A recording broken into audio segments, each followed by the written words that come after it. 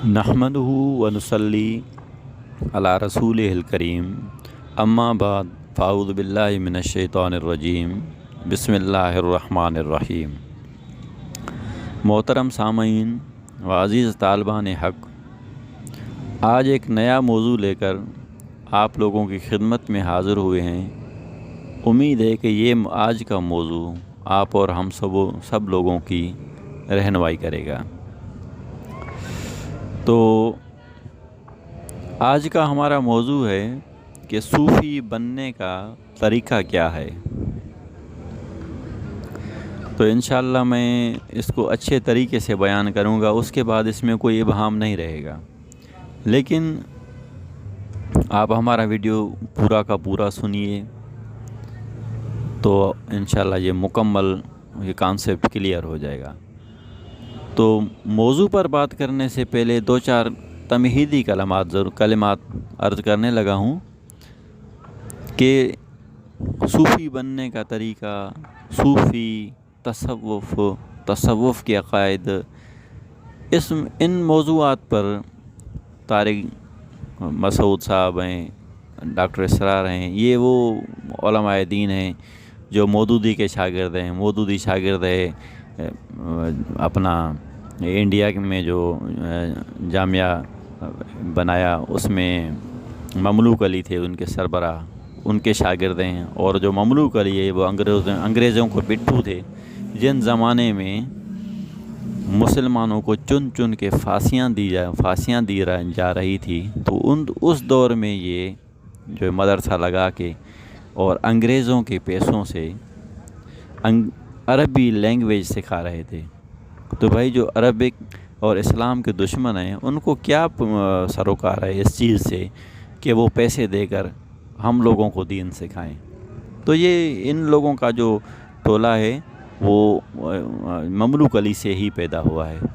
अब तसव्वुफ़ अगर सीखना है तो इन बंदों से सीखेंगे। ये लोग बज़ाहिर तसव्वुफ़ के इनकारी नहीं हैं, लेकिन हकीकतन दुश्मन हैं तसव्वुफ़ के। इनसे प्लीज़ तसव्वुफ़ मत सीखिए।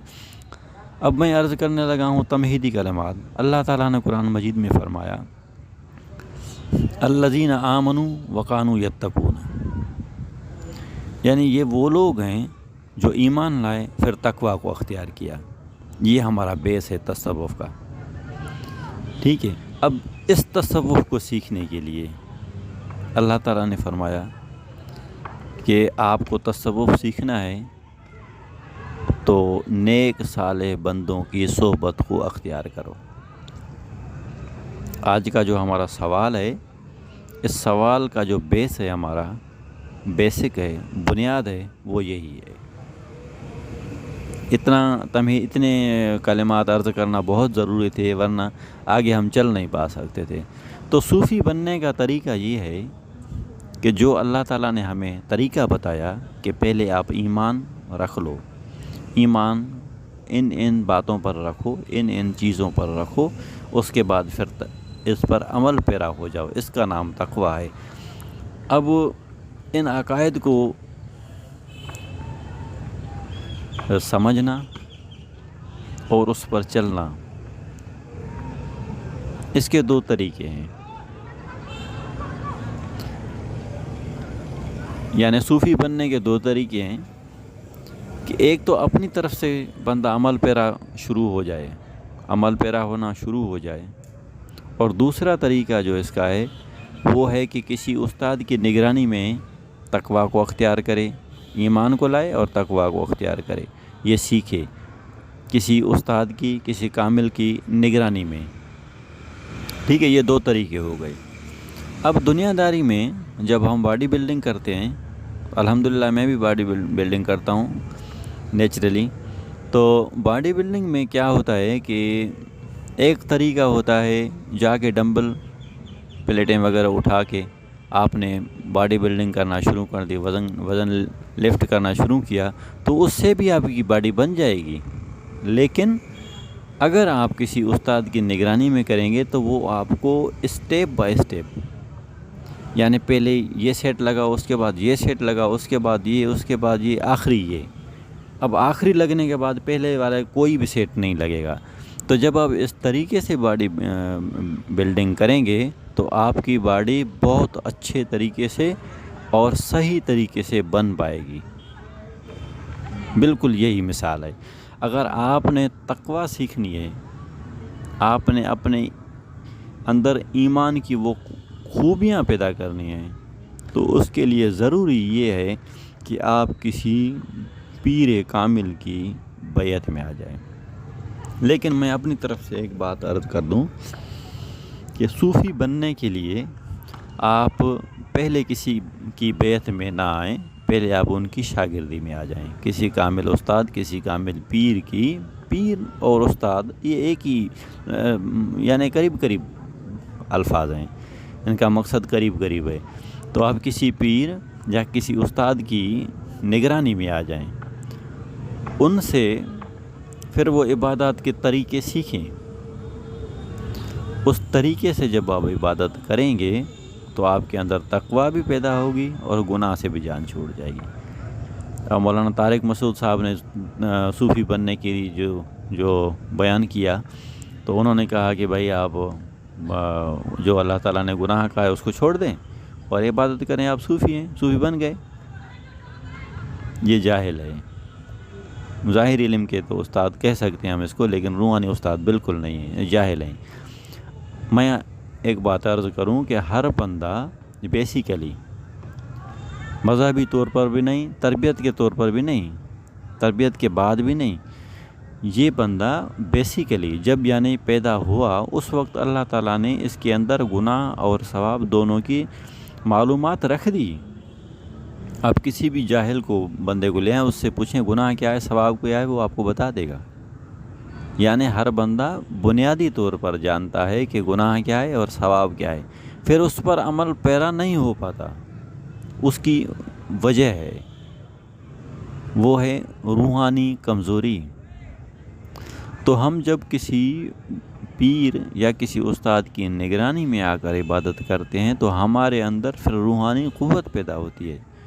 اس کو روحانی قوت کے پیدا ہونے سے ہماری فطرت، ہماری طبع، ہماری طبیعت خود بخود گناہ سے الگ ہوتی جاتی ہے اور نیکی کی طرف آتی جاتی ہے۔ ہمارے پیر کامل، پیر فقیر سائیں عبدالخیر، بہت سادہ زندگی انہوں نے گزاری، بہت سادہ زندگی گزاری اور مزدوری محنت کر کے ہمیں سکھایا کہ حلال کی روزی سے زندگی گزارو، چندہ چوری سے خود کو بچاؤ۔ تو وہ فرمایا کرتے تھے، ان سے کسی نے پوچھا کہ آپ اپنے مریدوں کو سیدھا گناہ سے کیوں نہیں روکتے؟ تو آپ نے فرمایا کہ اگر میں کسی کو بولوں گا کہ آپ گناہ کو چھوڑ دو تو وہ نہیں چھوڑ پائے گا، کیونکہ ہر بندہ بنیادی طور پر جانتا ہے کہ گناہ کیا ہے اور ثواب کیا ہے۔ پر ہمارا جو طریقہ کار ہے وہ یہ ہے کہ ہم ان کو روحانی عبادات میں لاتے ہیں، پر وہ جب روحانی عبادات کرتے ہیں تو جب ان کے اندر اسپریچول پاور پیدا ہوتی ہے تو اس سے کیا ہوتا ہے کہ وہ خود بخود بندہ گناہ سے کنارہ کش ہو جاتا ہے۔ اور اصل طریقہ بھی یہی ہے، اور صوفی بننے کا طریقہ بھی یہی ہے، اور تقویٰ پیدا کرنے کا بھی طریقہ یہی ہے۔ نیک صالحوں کی بندوں کی صحبت کرنے سے بھی یہی چیز حاصل ہوتی ہے۔ تو آج کی جو ہماری گفتگو تھی اس کا لب لباب یہ بنتا ہے کہ صوفی بننے کا طریقہ یہ ہے کہ آپ کسی پیر یا کسی کامل استاد کی نگرانی میں آ جائیں، ان کی بیعت میں آئیں، لیکن بیعت میں آنے کی جلدی آپ مت کریں، کچھ عرصہ چھوڑ دیں اس کو، جب دل مطمئن ہو، کچھ نظر آئے تو پھر بیعت ہو لیں۔ تو آپ پہلے کسی کامل کی نگرانی میں آ جائیں، پھر ان سے رہنمائی لیتے ہوئے عبادت کریں، تو اس طریقے سے کیا ہوگا کہ آپ کے اندر روحانی قوت پیدا ہوگی، اس کے بدولت آپ کا دل، آپ کی فطرت، آپ کے خیالات، ان کی صفائی ہوگی اور آپ خود بخود گناہ سے کنارہ کش ہوتے جائیں گے۔ یعنی طریقہ یہی ہوا کہ کسی کی نگرانی میں آ جائیں، کسی کی بیعت میں آ جائیں، کسی کی شاگردی میں آ جائیں۔ اس طریقے سے آپ صوفی صحیح طریقے سے بن جائیں گے۔ میں نے اس کے متعلق جو خدشات تھے وہ بھی عرض کر دیے، تو میں سمجھتا ہوں کہ اب یہ کانسیپٹ جو ہے وہ کلیئر ہو گیا ہوگا۔ اب یہ میری ویڈیو آپ مکمل سنیں، اور آپ کمنٹ باکس میں آ کر آپ مجھے کمنٹس میں کچھ کمنٹس لکھیں، میری رہنمائی کریں، تنقید کریں اور تعریف کریں، جو بھی کریں اس میں میری رہنمائی ہے۔ میں اس کو مائنڈ کبھی بھی نہیں کرتا۔ الحمدللہ میں ہر کسی کے کمنٹس پڑھتا ہوں اور حتی الامکان کو جوابات بھی دیتا ہوں۔ اگر ان کے جوابات کمنٹس میں مناسب ہوتے ہیں تو کمنٹس میں دے دیتا ہوں، ورنہ مجھے اس میں جو چیزیں سمجھ میں آتی ہیں اس پر پھر میں علیحدہ سے ایک ویڈیو بنا کر رکھتا ہوں تاکہ وہ سب کے کام آئے۔ تو بہترین طریقہ یہ ہے کہ کمنٹس باکس میں آ کر آپ کمنٹس لکھیں، اور میں نے نمبر بھی دیا ہوتا ہے، اگر کوئی کال کرنا چاہے تو بے شک کال کر کے بات کر لے۔ اگر ٹائم نہیں ہوگا تو میں پھر علیحدہ سے ٹائم نکال کر اس سے خود گفتگو کروں گا۔ ٹھیک ہو گیا۔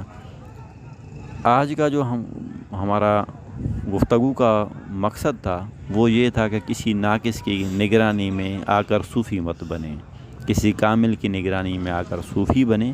مرید ہونے کی جلدی مت کریں آپ، کیونکہ ہو سکتا ہے وہ ناقص ہو تو پھر اس سے بچاؤ ہو جائے گا۔